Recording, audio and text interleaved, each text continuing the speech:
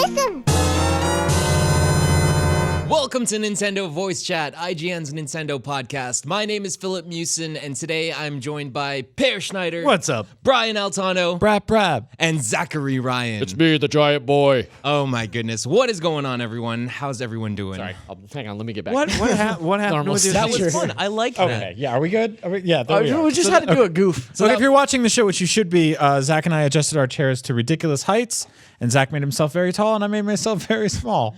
We're idiots. It's safe to say the gruesome twosome is back together again. Oh, and it's so good to have you guys back. Welcome back, Brian. Thank you so much. It's good to been be a here. while, I yeah. missed you guys. I missed you too. I was playing tons of Switch on paternity leave. what? And I had no one to tell anything, all the games about, so it's good to be back. You probably have like 60 indie games you played that don't even exist yet. I sent Philip a list yesterday, and he whittled it down for us for the show. So. I had to cut out a lot of games there. There were a lot. But no, we've got a lot of great stuff to talk about this show. It's very nice to have you back, Brian. Thanks. It's good to have the duo back. Yeah, there's a lot of stuff going on this week. Unfortunately, this is not a live show because we are at Comic-Con next week. So make sure you check out all of our Comic-Con coverage happening surrounding, I don't know, when does it kick off? Thursday at 3 p.m. Pacific time? Thursday at 3 p.m. Yeah. There's going to be some Nintendo stuff going on, so definitely keep your eyes open for that. That means all our live magic tools are already shipped to San Diego, right? Yeah. So we're doing 3 days alive there. Go check that out. I will not be there, but I'm working on a bunch of stuff before it. So it's a really awesome show. I've been looking at the run of shows so far, and there's a lot of incredible things there. Do you need to take that phone No, call? I wanted to make sure that we were starting at 3 o'clock, but then I realized that I was on a podcast and I shouldn't be looking at my phone. So apologies. But then the phone all right. went off, and then Per talked about it, and Right. all the dominoes So started. now to tumble. everybody knows. Sorry. So we're taking this from the top, right? Yeah. Start over. Let's just go ahead and start all over again. No. Welcome. No. We do have a lot of stuff. It's a packed show this week. We're going to be talking about Nintendo on crossplay. We're going to be talking about some NPD predictions for the near future. Warframe was announced for Nintendo Switch, which is crazy. We're going to be diving into those details. We're going to be talking about some potential Switch games that could be launching alongside Nintendo Switch Online, which is something that I know we're all very excited about. There's some Mario Kart VR news, and of course, Fortnite has a major update. Season 5 has started. Definitely need to touch base on that. Octopath Traveler is out, and so is Captain Toad. So I'm very excited. It's a huge to dive into week. This stuff. Yeah, it's packed. There's a lot of stuff to talk about. But let's go ahead and circle back over to the Nintendo crossplay situation. So during the most recent shareholders meeting, did you guys get a chance to hear about this at all? Like the shareholders information stuff that came out from that? Very interesting stuff. Very interesting stuff. And I highly recommend you check it out. We've got a lot of news articles on the site that have been covering it.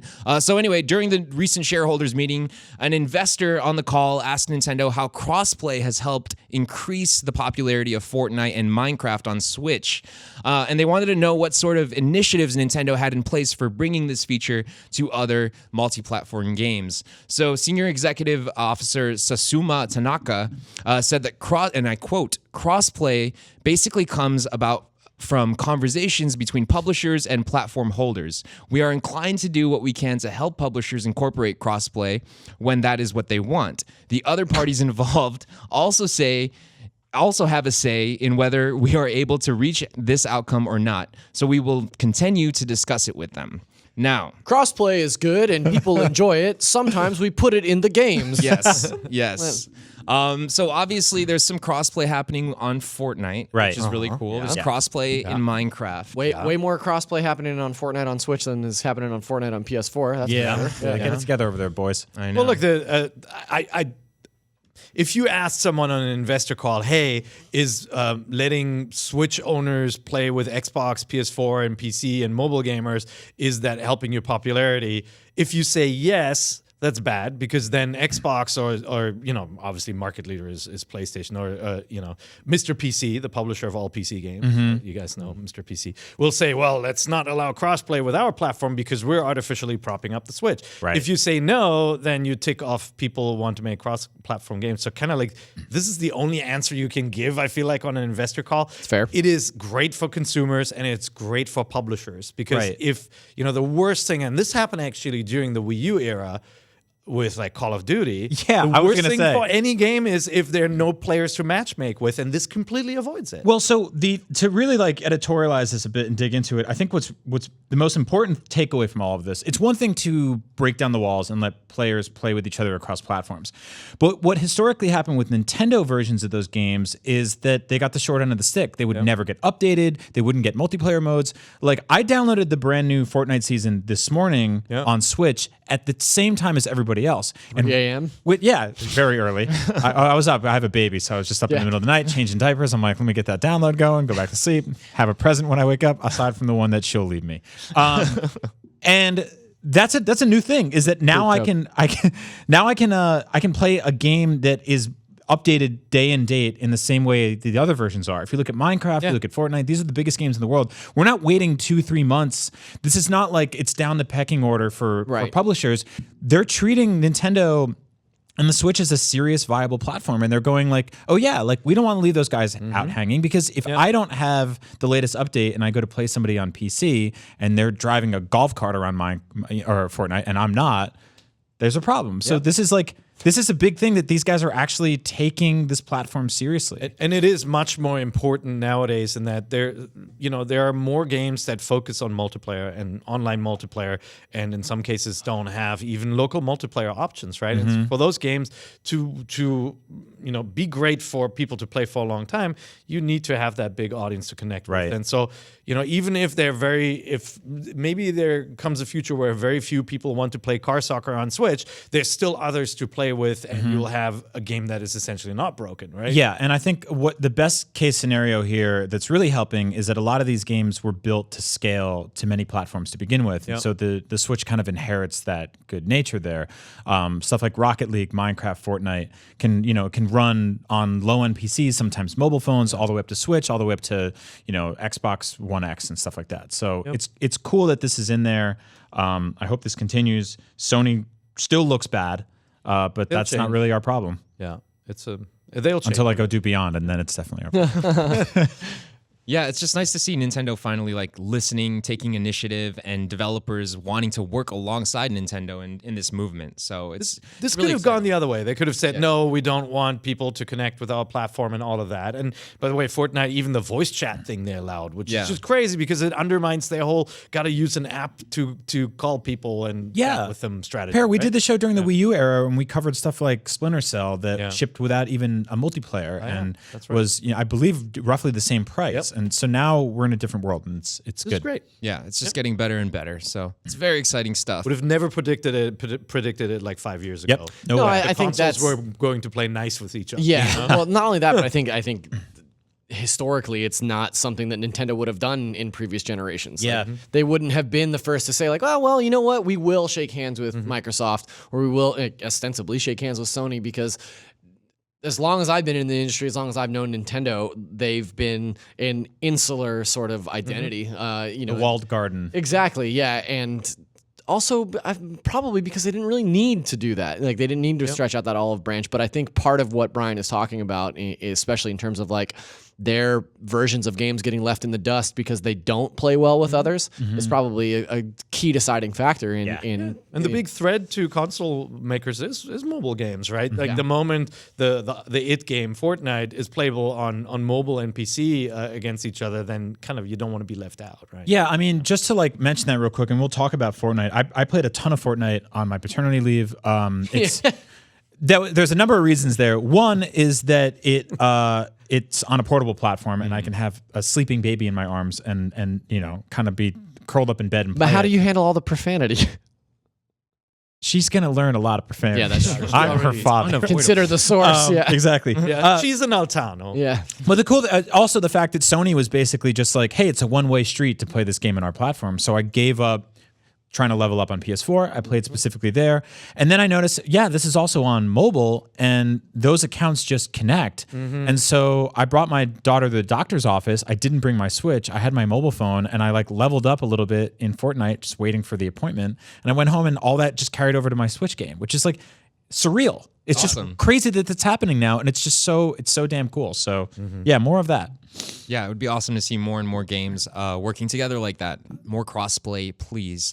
But There's some interesting predictions coming out of the NPD. I don't know if you guys heard about this, but I definitely wanted to bring this to your attention. Matt Piscatella, who is the head gaming industry analyst at the NPD, shared his thoughts on which console will have generated the most sales by the end of the year. And surprisingly, Should we drum roll? yeah, surprisingly, it's not the PS4. It's actually the Switch, despite the PS4's massive lead that it currently has right now in the market. And, that all sounds great. I do believe that it's possible. He thinks that it's mainly going to be due to the release of Pokemon Let's Go and Super Smash Bros. Ultimate. Like, those two games are just going to be, driving massive sales for Switch and driving, selling consoles. But then he put out his predictions for the top 10 games that will sell by the end of the year. And I'm not going to read all of them off, but there are literally no Nintendo games on that top 10 list. This reads like a top 10 games that aren't coming to Switch this year. Yeah, exactly. That's very well said. I mean, let's not leave people in the dark. Like it's Okay. Red Dead Redemption 2. Yeah, Call of Duty Black Ops 4, Battlefield 5, NBA 2K19, Far Cry 5, Madden NFL, Fallout 76, God of War, Monster Hunter World, and Marvel Spider-Man. So obviously no Nintendo games. These are super safe picks because Well, if it's you look also at like these are like quadruple A games. First of all, they're on multiple platforms, Right. Right. So they Not all of usually, most of them will inch out single platform games. I do think Pokemon is going to be on this list because there are 2 SKUs available, and Right. we've never not seen a Pokemon Right. game in a top Right. 10. So I think you forgot about that one. But the install base for the Switch is also smaller. No, but like these are all returning performers. Like NBA 2K was on the list last year. Madden was on the list last year. When there's not a GTA game in the top 5, there's a Red Dead Redemption game. Right. So there's safe picks. I don't know, man. I could see the PS4 just kind of eking out the overall sales for the year. Life to date, obviously, the PlayStation 4 has sold more consoles. It's been out, for 5 years. The Switch is out just over a year. Right. They're about, we estimated they're like 75 million PS4s in the world. They're about 18 million Switches, and Microsoft doesn't like to show the data when they're behind. And they're about, we estimate about 30 million units globally installed. So it's not like Switch is going to leapfrog PS4 in total install. It's just for the year. Right. But I think this is ignoring Spider-Man, and the power of games like Spider-Man and God of War, and, God of War was the fastest selling PlayStation exclusive ever. and people are going to continue to pick that up. Right. Yeah. No, yeah, that's a system seller in the same way Uncharted was, and they'll bundle that, and that'll. Well, do yeah, I was well gonna for a say, long and time. there's no real guarantee that Sony's not going to come out swinging this holiday season and offer Especially- a discounted system or a bundle that would put a bunch of PS4s back in people's houses, especially Price those. drop factor. So could be if big. they price drop the PS4 Pro, which I'd be angry about because I just bought one recently, but if they do, that's going to encourage more people to buy a second PlayStation and put more PlayStations in more homes, Yeah. even if that install base is already accounted for, right? that's So true. it might be a close race, but I could totally see where this dude's coming from. I do think it's erroneous that he would leave off Pokemon. Yeah, I totally agree. That's gonna Maybe he was Yeah. splitting them into 2 SKUs, but if it's one version, Yeah. just a let's go, But it'll be in that list. This is a fascinating case study in how successful Nintendo can be. In spite of this list, we just talked in the previous segment about how well they're playing with others and how they're getting some of the biggest games in the world. And here's a list of games they're not getting, and still analysts are saying that they have a great shot at being the best-selling console of the year, which is, I think, fascinating. Yeah, no, You know? I totally agree. Like I think Pokemon Let's Go is going to sell amazingly, and I think Smash Brothers, of course, is going to sell real well. But I don't think that those 2 games alone are going to push 20 million Switches. No, you I know? don't think I don't so think it's either. going to double it or anything like that. You Smash- can never count out the Pokemon factor, though. But the thing I'm is, always shocked by sales numbers of Pokemon games. Like Smash is obviously a system mover for sure, and I think well, I just did it right now, but I think people have a tendency to sort of discount what Pokemon does for systems. Yeah. But one important note though is this isn't a core Pokemon game. It's very much like a spin-off title. I Well, it's guess. like a even though- reimagining of the first one, right? It's And if they lean into that from their marketing angle, I feel like that could be very beneficial in especially in the same way that Pokemon Go recaptured a lot of people's feeling for the franchise and the accessibility of that franchise, I could see Nintendo very easily coming at this with like, oh, relive your Pokemon childhood in this like retelling of the original Pokemon games. It's all in the marketing. Will Right. it look like a full-fledged game, or will it look like one of the spin-offs that didn't perform as well? Andrew Goldfarb's already bought 6 copies of it. Yeah, so- I mean the nostalgia angle for 30-somethings is definitely there, but I mean you can't knock it out the park sales-wise with the Pokemon game without really reaching kids. And I still think that they spent the first year and a half of the Switch marketing and everything going for people like us. And playing Pokemon on a 2DS or a 3DS that you can get for pretty cheap is a very different thing than playing it on a $300 dedicated handheld console. Well, hybrid and thing. not to discount the idea of the second half of that game essentially coming from an even more expensive cell phone, right? Like Pokemon Go, the way that integrates into this Let's Go franchise is something that it's like, are kids still playing Pokemon Go? Are they actively engaged with that? Is that something that they're excited about to like bring their pocket monsters over to the new game? It's true. So It's true.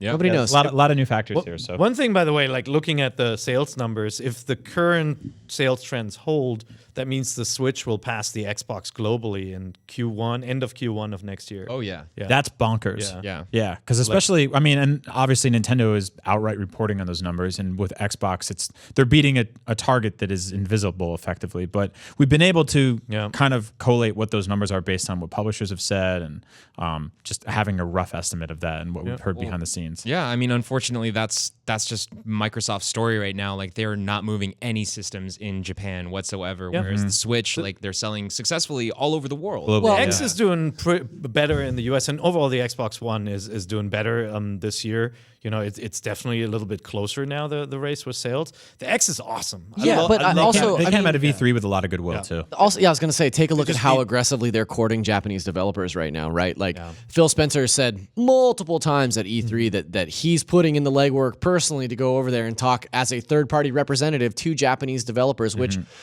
whatever. The Japanese made up their minds on the Xbox a long time ago. Yeah. But the idea that Xbox is going to the links to show games like Sekiro and Tales of Vesperia and all these other games on their stage. I probably got that Tales game wrong, but y'all know what I'm talking about. Tales of Sekiro Sonic. coming out on Xbox? Yeah. Oh, it debuted on their stage. It did? Yeah. Shadow's Eye twice? Yeah. Oh, okay. Yeah. So, I mean, the idea that they're really aggressively courting these Japanese developers seems like, obviously, we're not going to see it this year, but that could be an uptick for next year Xbox sales, or even like looking at the Xbox 2. They definitely have a long-term strategy with buying a lot of great publishers. Look, I'm going to be busy playing Forza Horizon 4. I mean, we could talk about this all day, but the reality is that, you know, Microsoft came out this generation with a kind of scattershot vision of what they wanted their console to be, which if you're a Nintendo fan, you lived through that with the Wii U. And if you don't have a clear, like, tweet-sized explanation of what your thing is, people kind of forget about it. And I mean, you note about the Wii U. Obviously, the Wii U did get a Mario game and a Zelda game, but very, very late in the life cycle, it got ports, right? Yeah. And Microsoft is a little bit in that situation, but like, it's a bad situation to be in, to, you know, be surpassed by a competitor after 2 years on the market, Right. after being 5 years on the market. But you know, like on the flip side, that's, like I said, it's exactly what just happened with the Wii U. The reason that the Switch launched when it did was because of the Wii U's failure. That's just straight up what happened. And so if Microsoft sees what they did, they course correct and they come out with something fresh and new, they can win people over. Nintendo, people were predicting for the 140th time in their history, they would go third party 2 years ago. And now we're here talking about how they might have the best selling system. Yeah, it's crazy, huh? Well, I mean, Things can and that's change been overnight. said, not that conversation hasn't been had about Sony, but like people have said the same thing about Microsoft. Oh, yeah. Are they going to get out of the hardware game, or are they going to go just as a third-party developer or publisher? No, I mean, when the PS3 launched at $599 US with really no games, there was a chance that What about Ridge Racer? there was a chance that they were on the ropes for a minute there too, and they price dropped, they course corrected, and they ended up being one of the best selling consoles by the end. So Anyway, this has been Podcast Unlocked. Thanks for listening. and NVC and beyond, and a little game scoop, and thanks for Oh, man. I love talking about this stuff. Console wars are exciting Yeah. and interesting to talk about. Most of us have all consoles Yeah, at home, totally. and play them all. But it's Yeah, like, I just recently became a big-time Xbox boy, so... oh, there you go. But like it's so awesome as an old school Nintendo fan to see this just the tide's turning again, and this console just finding a place in the market. So, I mean, I think it's Yeah. interesting that we still use the term console war, right? Yeah. Because the way that Nintendo and Xbox are doing little smooches on each other, I mean, what? That's because they're trailing. Sure, yeah, but it's like also that's a great partnership. Like Yeah, I'd love it to is. see that term fall by the wayside. We'll see when one of them is ahead whether they'll pay as much attention to this. Yeah, this kind of stuff. you think Nintendo's going to take the lead over Microsoft in this fiscal year and then be like, hey, all that goodwill that we built up last year, I'm just going to throw it out a window? We'll Like, see. Yeah. I mean, I like the We'll take Microsoft's our always been really good. Minecraft and we'll take our Fortnite and we'll see you guys on the other side. Yep, Yeah. yep. All right. All right. Well, we still have a ways to go until the end of the year. I mean, it's only July right now, so there's time. Anything could happen, but it's still really cool to hear those predictions coming out. So as I mentioned earlier, Warframe was announced for Nintendo Switch. That's true. Which is awesome. Was that on a Sunday? Yeah, it Was was it on. announced on a Sunday? It Thanks, was a guys. Sunday, like in the middle of the afternoon. I have a funny story for you guys. So like real quick.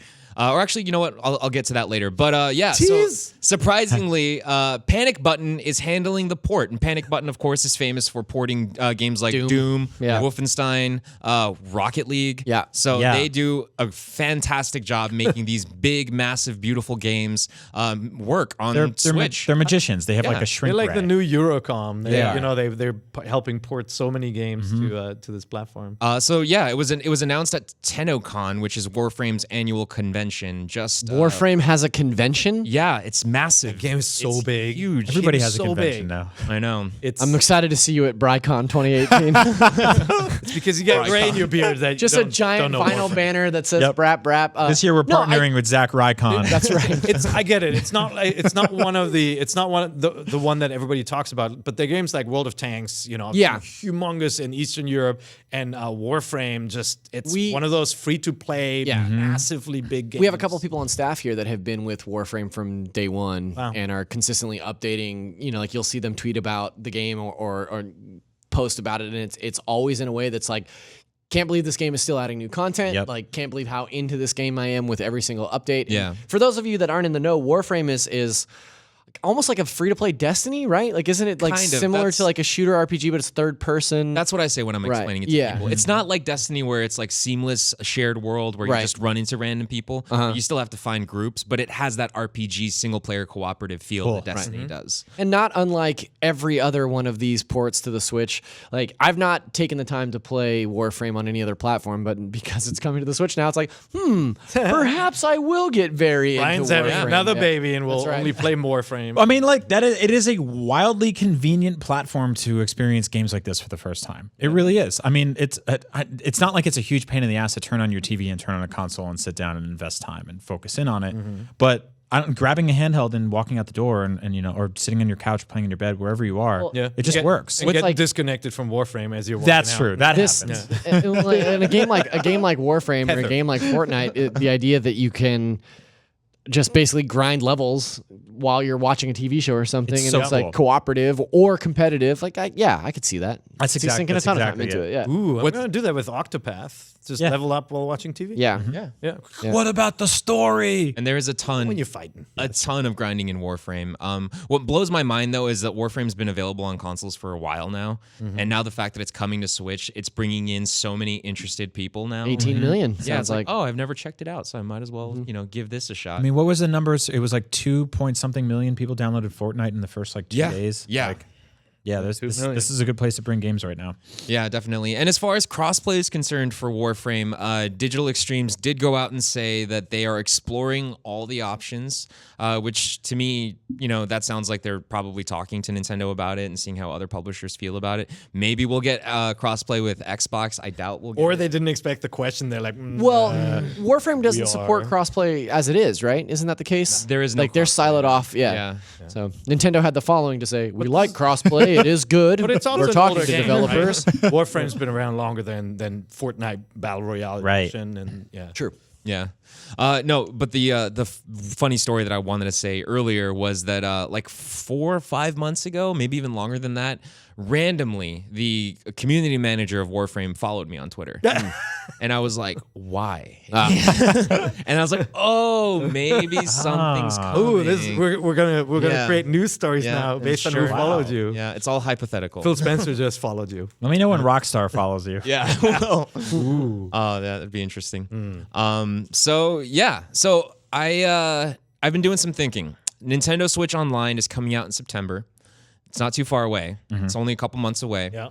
But there's a little bit of a gap that I've noticed in any sort of multiplayer games releasing around that time, or just like a killer launch lineup that an online service should have. I mean, with the launch of Xbox Live, back on the original Xbox, we had, Unreal Championship, we had MotoGP, there was, what was the other? Crimson Skies, yeah. I mean, maybe not like gigantic titles, but they were really great games, and they were ready to launch day and day with Xbox Live. And it was a similar story with PlayStation Plus. Yep. And yeah.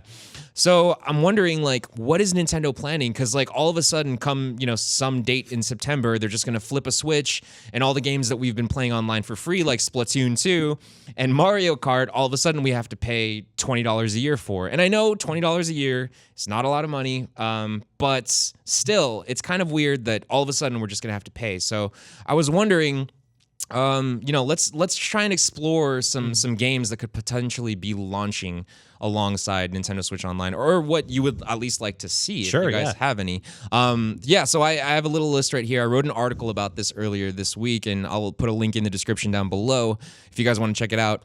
But since Warframe doesn't have an actual release date yet, I was thinking maybe it could be launching alongside Nintendo Switch Online. That's a good bet. Yeah, I think that's good. Yeah. I'll give that one a 90%. 90%? Okay. Yeah. I like those odds. Yeah. FIFA 19 is obviously, or FIFA in general, is just a massive, massive game or franchise in Europe in particular. And the Ultimate Team modes have been incredibly popular. Of course. And now FIFA 18 hasn't, when it released on Switch, it was, in my opinion, pretty good, but it didn't have a lot of great online modes. It didn't have all the features that all the other consoles had. You couldn't even really play with friends. You just had to randomly encounter them, which was really frustrating.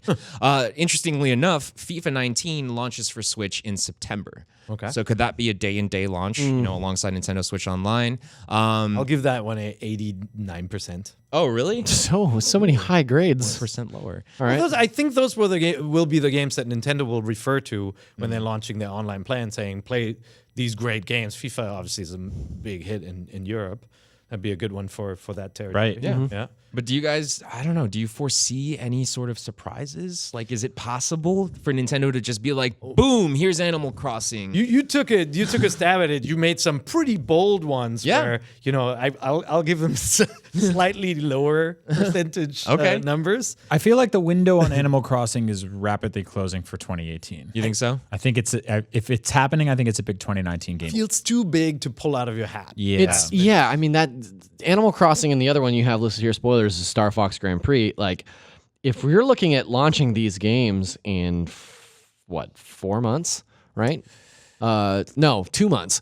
The marketing cycle there is completely missed. Yeah. It just doesn't make sense to me that those games would be and it's out right now. Well, unless it was like a dumbed down version That's of why I think it'll be a digital. There could be a digital only game for sure. Retail, I don't think so. These sound too big. What is it? What, Pocket Camp coming to Switch? No, God, I don't think so. I hope not. Wow, the tables really turned on Pocket Camp, huh? I mean, I played more of that game than anyone on the show. Dan, please cut in a clip of Brian and I being like, Pocket Camp is great right here. Thanks. No, the stuff that is, I think is more likely. I feel like there's almost no chance we'll see the Star Fox thing this year coming out, or Animal Crossing. I feel like those are too big, but they will definitely be that NES game, and there'll be an awesome one updated in a way where people say, oh, this is really cool. I can totally understand why it's fun to play that online.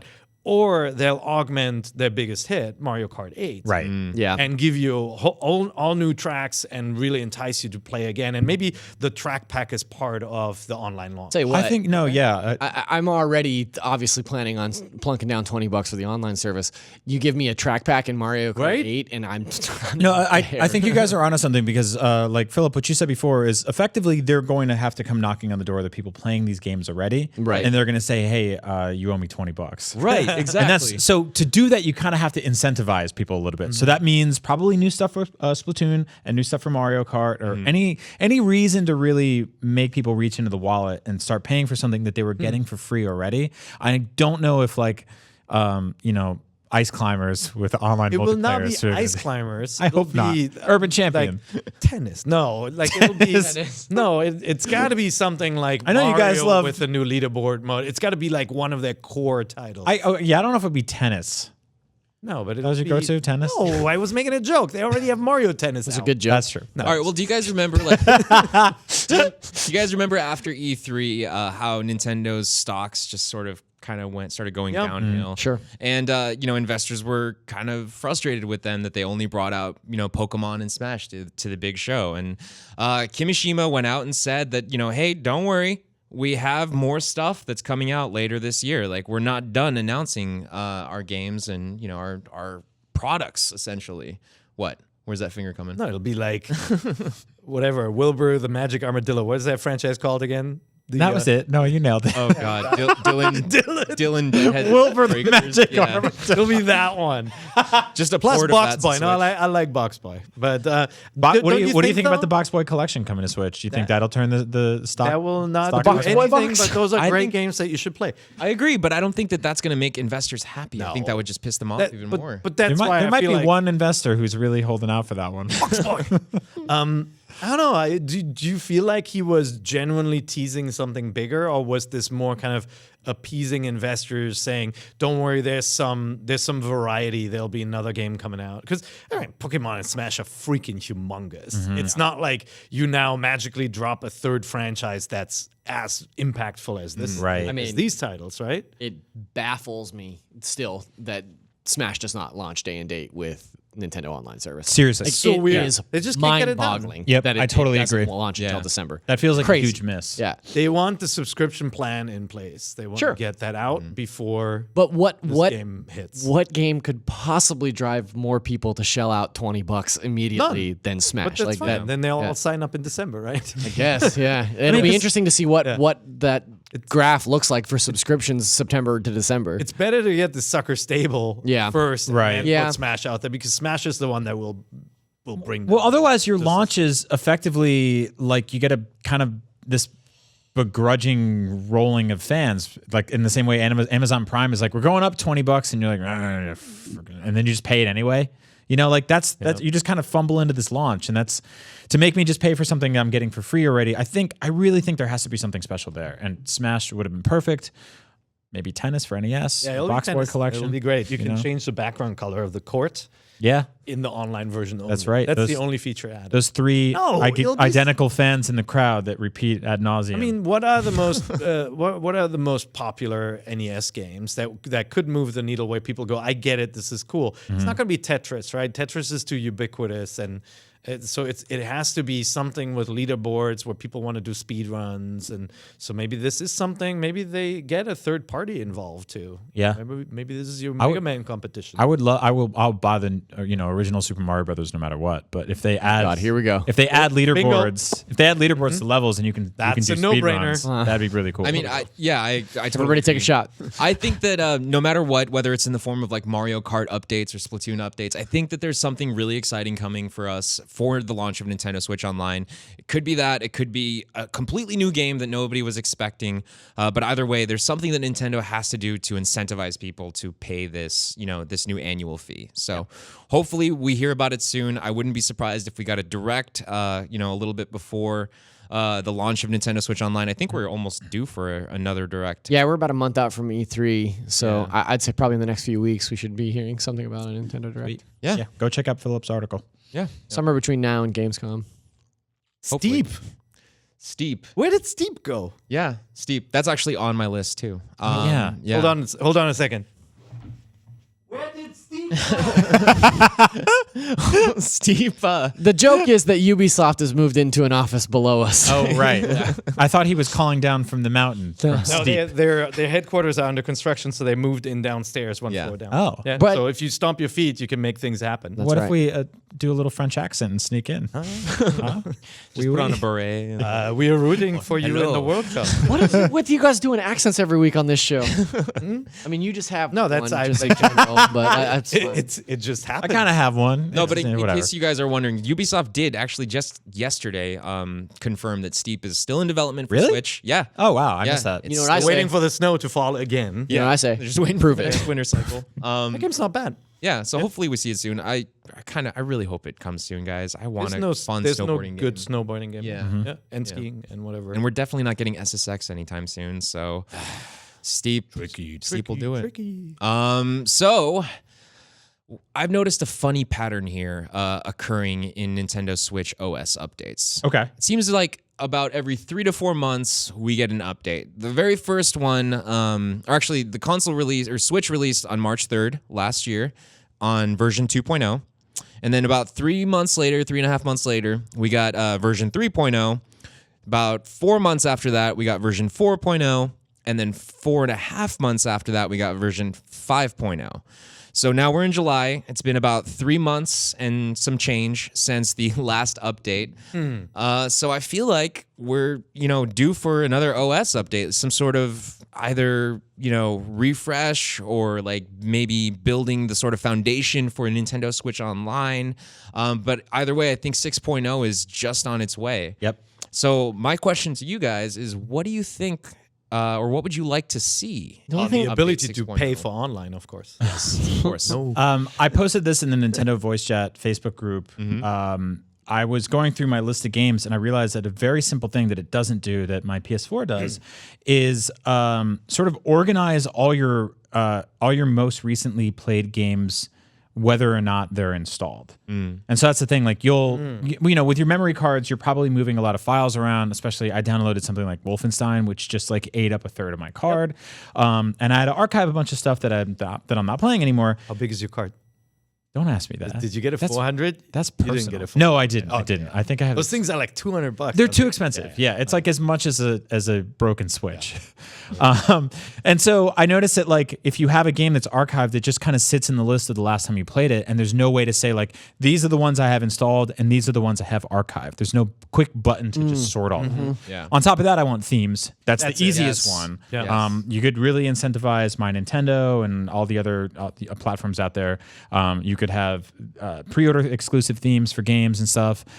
It's so stupid that we only have black and white as the themes. I mean, those are the only two themes. Yeah, I mean, it's the only colors I wear, but Right. still, it's like I would like more than that. You want the options to not use. And then obviously, I hope I'm not stealing all the air here, but folders. Yeah. Especially folders would be with good. virtual Organization, console games coming, like I would love to tuck all of those in one spot. I have like I backed Jeremy Parish's Kickstarter for the Flip Grip, which is, did you guys talk about it in the show? No. No. It's real quick rundown. It's like a vertical Joy-Con dock yeah. for your Joy-Con. So basically, yeah, it hacks your Switch so that you can slide your Joy-Con on Yep. so you can hold your Switch in Tate mode. Is that Yeah, right? yeah. And so Standing. yeah, it got me on the eShop buying a bunch of shmups that I don't have, and I would love to just have all those in a folder. And so little things like that would be really cool. Yeah.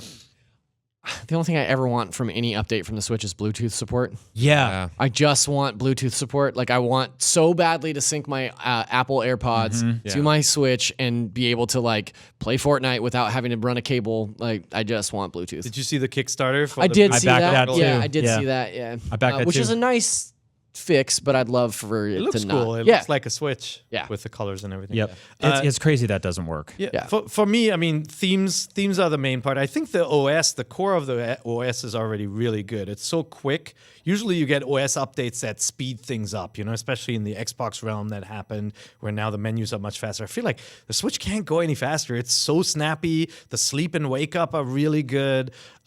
So I think some of the, definitely folder options, themes. And then there's the question, I don't really need this, but I feel like we're heading there, is the video tab.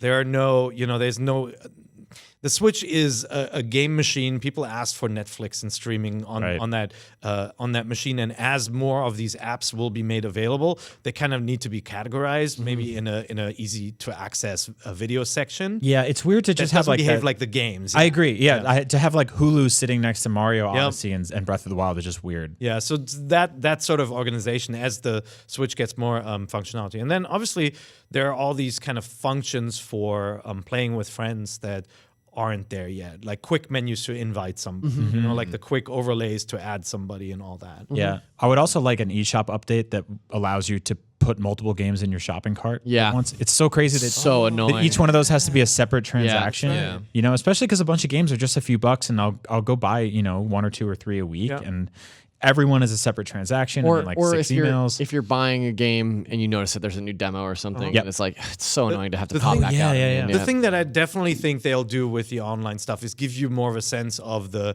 community around you. You know, right now, if you're playing a game and you're on, you'll see a little pop up that tells you, that the other player is on. But like, you're not starting the menu and getting this kind of feed and sense of what you guys were up to. Like, I have to dig for it. And that's something that I do really like about the PlayStation interface is that you can see almost like a Facebook wall of like, oh, so and so is playing this. They just achieved this trophy. They're in a group with this many people. Like, Yeah. Which gets us to the last thing, trophies and achievements. I don't think they're adding it, but like that'd be cool. It's not like anybody's been asking for that for years. Yeah. No, it's I don't see them doing. It's just like it just fundamentally doesn't fit. With Isn't what they too wanna stubborn do. at this point. Yeah. Isn't playing a Nintendo game a trophy in and of itself? It is. It is. So many of these games have their own kind of built-in trophy system. True. Just go on Google Images and look up some good trophies. Every time you do something great in a game, treat yourself. Just build your own Take a trophy look. list. Just take a look at a trophy. Pick whatever you want. Print it on your dad's printer. You'll be rich. Just real quick, because we are running out of time real quickly. I did mention it in the beginning of the show, and I don't want to ignore it. Mario Kart VR is launching in the UK this summer. So if you heard about Mario Kart VR, it is in Japan right now. It's a really cool experience. Our IGN's own Lucy O'Brien actually checked it out, and she had nothing but great things to say. So definitely look it up. It's going to be at VR Zones, I believe is what they're called, in the VR Zone portal. And there's one opening up in London. There's another in Tunbridge Wells and also Leeds. So if you're in the UK, you're going to London this summer, you're right? very Zach? lucky. No, I'm not going to London this summer. Oh, man. It's a really sore subject. I'm really mad you brought that up. And you guys can Sorry. see it here. It's running off of HTC Vive, so it has like full-on motion controls that you can, you actually like pick up items that are hanging off of balloons, and then you use like shells to throw them. There aren't too many playable characters. I think it's just like Wario, Mario, Different Yoshi. the courses look, huh? Yeah. Goldfarb played this last year when he was in Japan, and he said it is amazing. Oh my God, I want he to said play it's this so bad. super fun. Yeah. So keep an eye out for that if you're in the UK. I wish I could play this. I would love to see how this is like. But This looks awesome. I've only heard good things about it. But yeah, that's Mario Kart VR. So let's go ahead and talk about 2 different games before we get into our leading games, where we're going to take a break and then talk about Octopath Traveler and Captain Toad and some other games as well. But first, I want to talk about this new Fortnite update. Fortnite? Yeah, really exciting stuff. We've got all-terrain carts now, which are essentially just golf carts. I got killed by one this morning. Oh, you did? I was not expecting it. Something just came. I updated the game and didn't really pay attention to like patch notes and stuff like that because I was bleary-eyed. And I was playing and I'm running around with my gun and I looked over the hill and this like speeding car came at me shooting and I'm like, what? So And then it killed me and I'm like, oh, a golf cart killed me. Fortnite, golf carts in Fortnite, vehicles in Fortnite in general has been something that's like having played very little PUBG. The one thing that I've always said about it is like, man, getting in a vehicle in PUBG with your friends and like crossing that map that way is amazing and like feels really fun and collaborative. The idea that now you can get 3 of your buddies and load into a golf cart and fly across that map in Fortnite sounds awesome. And so I've not yet had an opportunity to jump in on the season 5 map upgrades and stuff, but like I cannot wait to The golf cart itself is like so decidedly Fortnite too because the roof of it acts as a springboard. Yeah. So not only can you roll around with 4 people, but you can park, hop out, and jump off it to get to somewhere cool. else. That's awesome. I've been playing a ton of Fortnite, and I'm not great at it. I've only gotten number 1, or first place a couple times or whatever. better than me. I still haven't gotten their one. bootleg chicken dinner. But I figured out why I really love this game, and I think it's because it's way more Mario 64 than it is Call of Duty. Yeah. Every time I open this game up, it gives me a random objective of things to do in the same way Mario 64 did. Or like they'll be like between a bear, a lamppost, and a wall, and you're like, what's that mean? Yeah. And it's like ba-da-ba, and I jump in and I run around, and it's got guns and this big goofy 3D open world that I can platform around. And even when I suck at it and I get shot, if they tell me to open 7 treasure chests and like some section of the game, I go in and I do that and I level up a little bit. And so incrementally, you feel like you're accomplishing stuff even when you're not constantly getting number ones or you're the best guy in the game. It really rewards you for just kind of poking around and exploring. I mean, the reason why PUBG and Fortnite, the battle royale games, are so popular today is because they're not as technically and as technical and as punishing as, say, like a Call of Duty or CSGO or Team Fortress or whatever, right? Like where you jump in, and if you're a little scared and it's daunting to you, you can hide behind a bush for a while, and like you will let other people do some of the dirty work for you. And I think that's especially great for kids or players who don't have as much time to spend on these games to get good. If and you're that's why they're so huge. That's why they're the biggest games on the market. If you're just starting out, try the 50v50 mode. It's super easy to sort of like get an idea of what's going on. You'll probably win because there's a 50 chance that you will. Yeah. The game is free to play. The season pass or battle pass is like $8. And by playing that, you'll unlock enough credits basically to just keep unlocking battle passes. So if you'll play it for $8, you'll get all this cool cosmetic stuff, and paying for it doesn't give you any strategic advantage over anybody. It's only cosmetic stuff you're opening, but it opens up all these challenges and metagame stuff which makes the game a lot more fun. So the continued support and constant updates of this development team has been absolutely baffling to watch. And the mystery, it is amazing what they're doing with like the I don't want to say narrative because it doesn't have like world building. Yeah, it's like last Saturday. I've been playing Fortnite a lot, like especially more so since it came to the Switch. I think it was last Saturday. It was like appointment television for me that like, I remember I was at the gym and I was like, I got to get home because something is happening in Fortnite at 10:30. I don't know what it is, but I have to get there. And so like I changed my plans for the day so that I could come home, make sure that I was logged in, and watch this missile like a rocket crash launch into a dome that we didn't even know was there. Yeah. Like it's so cool what they're doing. Cool. I really love it. Yeah, totally. And also, just FYI, the Switch version did get motion controls, which is really cool. Yeah, if you've been playing Splatoon, then like this just clicks. It's so cool. Ooh, yeah. Did you try out the motion controls? Yeah, I did. Does it work well? Yeah, it's really cool. Nice. It's like it took me a minute to sort of be like, I get it because I've been playing it in a different way for so long. But yeah, it's really awesome that this is here because I think this is one of the most requested features on the Switch version. That's very cool. Yeah. Good to hear. All right, well, we're going to take a very quick break, but we'll be back to talk about Octopath Traveler, Captain Toad, and a couple other hidden gems that you definitely need to check out. Here we go. And we're back for part 2, where we're going to talk about Octopath Traveler, Captain Toad, and a bunch of other games. But first, we are joined by none other than Ryan McCaffrey. I have transformed from a middle-aged German man into a pasty Irish boy. Ryan, you fresh off your recent trip to Maui, apparently. How was it out there? No, this was from like a year. Hey, Ryan. Hi. Good to see you guys. Good to see you, man. Good to have you back. What's up, Dad?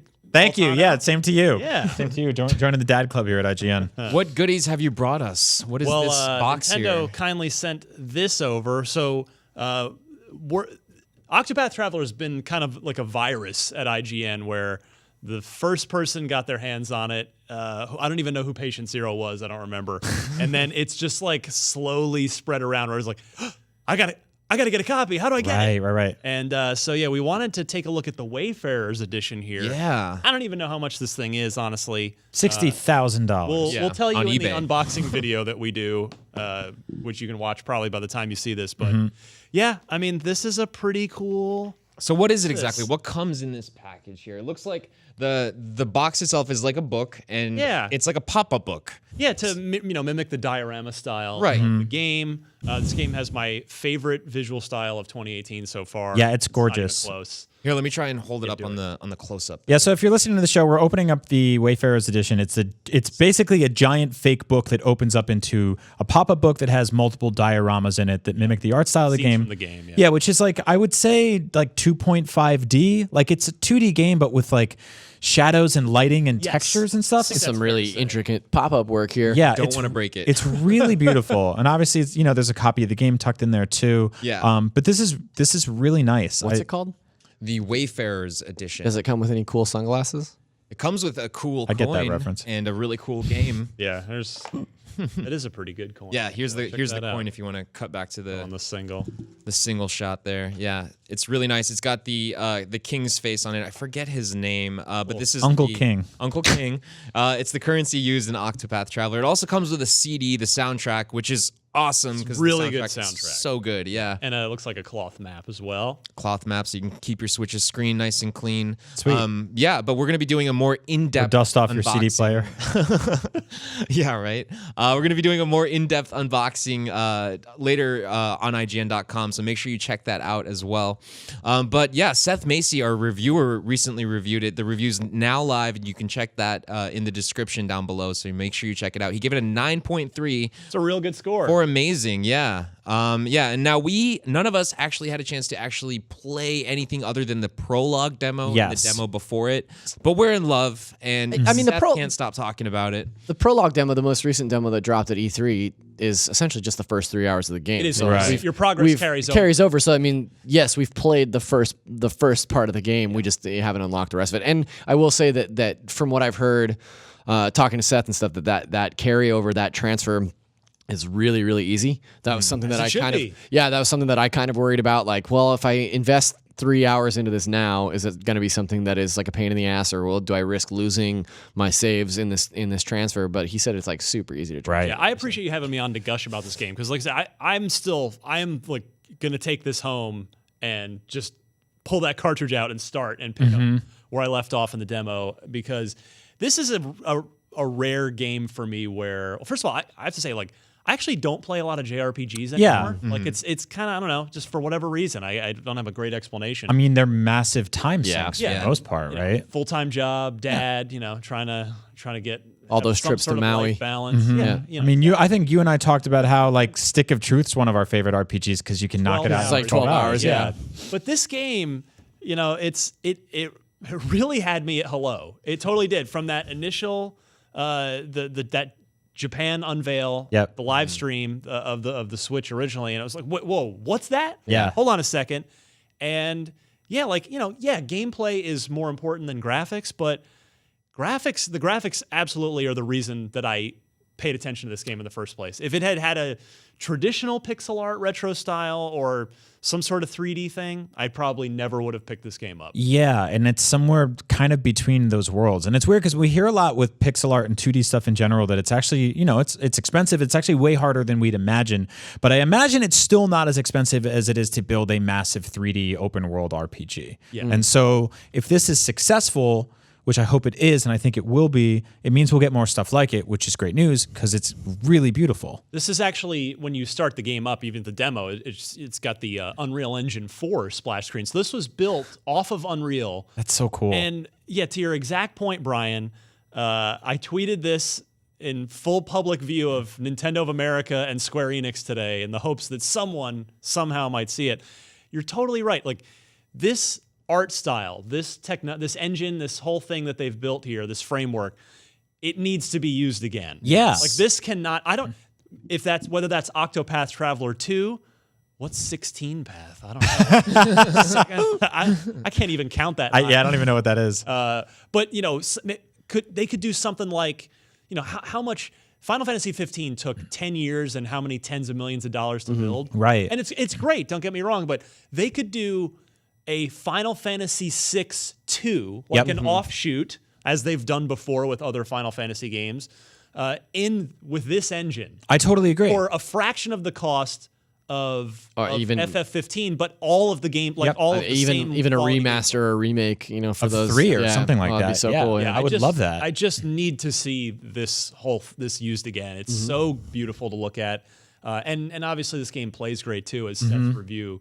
details. I love the battle system. Like it's not your traditional just take your turn, turn-based Japanese RPG system. I love the break system and trying to suss out each enemy's weakness and then break them, and then you get you want to power up your attacks, which you get one power up that stacks per turn, and do you hold on to them and unleash like a 4x attack, or I love the added layers of strategy there. And I have to say, I've only met 2 of the characters so far. I started with Ulbrich, who's actually the same guy I started with. He's the warrior. I started with him in the original demo from last fall. I just like him. I like warriors in my RPGs because look at me in real life. Pure escapism. Yeah, it's power fantasy. Exactly. So I started with Ulbrich, and then I just totally organically ran into Tressa, the merchant. And I actually so far, I like her story better than his. And I can't wait to meet the other 6. And, I guess the complaint so far, the common complaint is that it doesn't really tie into an overarching story very well. But even as just 8 kind of vignettes in this big RPG world, I'm so down with that. Yeah, no, I actually kind of appreciate that perspective on the storytelling too. I mean, instead of one massive thing, it's 8 smaller bite-sized things that may or may not connect in some ways. But I like that because even if I don't play all of them, if I play 3 or 4, I'll feel like I got a lot from this game. Yes. Rather than just like what I do with most RPGs, which is get 20 hours in and just quit. Leave everyone on a mountain to die. Yeah. Yeah, Alive, the RPG. Yeah, I'm really excited to dive into this one. I've been looking forward to it, just like you, Ryan. Ever since day one, it's just been so excited to actually get my hands on it. Well, it's got an awesome lineage too. It's the team behind Bravely Default, which are 2 incredibly wordy but awesome RPGs that were throwbacks to the Super NES era, and this is even more so. It's got such a 16-bit vibe. We're being told to wrap up, so I'm gonna stop talking. Closing comment for me on Octopath as I look to dive into the full game tonight is, you and I, Philip, have been working together because we're so excited about this game. We've been trying to do as much coverage on IGN as we can. Yeah, and we look at the YouTube views on our gameplay clips, our video preview. They haven't been as good as what we'd hope they would be. I don't know if it's the bizarre title where people are like, I don't know what that is. That's weird. I'm not clicking on that. But I'm hoping now that it's out, word of mouth will start to spread. It's this game. This is an awesome original game that really just evolves retro so in a great way. That's out. We always complain oh, I wish this hadn't come out up against Call of Duty or this is out at the perfect time. There's no excuse. Why? Go. There's literally nothing else out. Yeah. And on Switch, you don't have to fight Call of Duty. That's true. Yeah. You're safe. It's a good time to play a big, juicy RPG like this. Yep. So definitely check it out. It's our pick of the week this week. It's definitely pick it up if you're a JRPG fan. But in case you're not, there is still another game out there that is worth picking up, in my opinion, especially if you haven't played it on Wii U, and that's Captain Toad. It's out on Switch and 3DS. We also have a review of it live on IGN.com. You should definitely check it out. IGN's own Joey Screbbles reviewed it. Joey Screbbles. Is that not how you say Joey his name? Jojo? Oh. I call him Joey Screbbles. Joey Screbbles, yeah. Good review, Joey. Very much on point, I think. And I think it works well on Switch. I really, really do. I think this game deserved a second wind. And I've been playing it for the last, week or so, and it's just great. It's so nice having this adorable, it's such an interesting concept, fun, puzzle game. I love this game so much on Wii U. Yeah, and that wasn't just me being starved for games. It's a legitimately good game. Yeah, like many so that was put on fun. Wii It's U so and sent out to die. But I think it's fantastic. How does it? So a lot of the stuff with Wii U is sort of popping into the perspective on the second screen. Does that not really play into things here, or does it just work? One problem with the Wii U version was the menus would pop up. Is that what you're talking about? From the bottom and cover up kind of crucial areas. So that still kind of happens, and it's a little frustrating. It doesn't really break the game in any way. It's still totally manageable. One thing that I did notice, and a couple of other people have been talking about it on the internet as well, is that when you scan amiibos, they forgot to change which side the 1-up mushroom comes out of. So it comes out of where it registered on the Wii U, which is on the left side. But if you scan it on Switch, it's on the right side. So you scan your amiibo, and instead of the mushroom popping out of your amiibo, which is what it's supposed to look like, it just comes out of this blank area on the left. That should be an easy day one fix. Yeah. File open mirror Toad.Wii U. File save as Toad.Switch. Yep. There you go. Game game development. Quick fix. That's awesome. But yeah, and it runs equally as nicely on Switch as it does on 3DS. So any way you pick it up, I And think they you'll be added a fine. bunch of levels surrounding Odyssey, right? Yes, yeah. Yeah, but they also eliminated the bonus levels from the Wii U. That's from, so weird. From what was it? Mario 3D World. Yeah, why? I don't know. That is weird that we would get like not just get all of them. Why are they trying to hide 3D World? That was a great game. Yeah. Yeah. No, but the Odyssey levels are fantastic. They really are. Like it does justice to Andres is so mad at you. I You got to know. wrap this show up. I know. Well, we still got a minute and a half left, Andres.